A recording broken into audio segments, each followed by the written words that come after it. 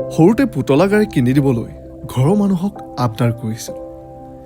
এতিয়া ডাঙৰ হ'লো, ভাল লগা গাড়ীবোৰ সন্মুখতে দেখোঁ, কিন্তু কুলদীপে ঠিকেই গাইছিল, জেপত টকা নাথাকিলেও সপোন বহুত বাকী। আমিতো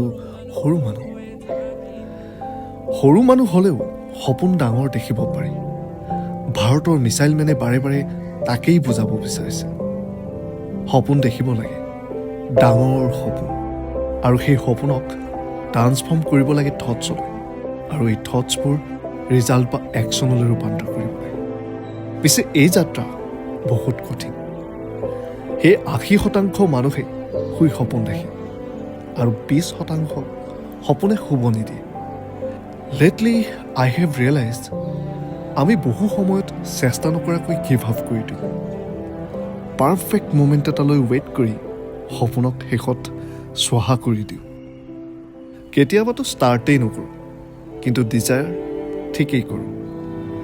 ডেষ্টিনেশ্যন গ'ল থাকিব লাগে। যেতিয়ালৈকে গুগল মেপত ডেষ্টিনেশ্যন এণ্টাৰ নকৰে, আপোনাক গুগল মেপে ৰুট শ্ব' নকৰে। কিন্তু ডেষ্টিনেশ্যনৰ পাছত আমাৰ প্ৰায়ৰিটি হ'ব লাগে সৰু সৰু ষ্টপেজবোৰ পাৰ কৰা। আৰু এইখিনিক যদি অভ্যাস কৰি ল'ব পাৰে, তেন্তে আমাৰ life will never be the same again. So' ভাবি থকা কামবোৰ, এৰি অহা কামবোৰ, পাৰফেক্ট মুমেণ্ট এটালৈ ৱেইট কৰি থকা কামটোক পাৰফেক্ট নহ'লেও ক্ল'জেষ্ট একশ্যন এটাৰে কৰি চাওঁ বলক। কি ঠিক, এই এটা ষ্টেপেই আপোনাৰ মোৰ সপোনক, জীৱনক এটা নতুন মাত্ৰা দিব।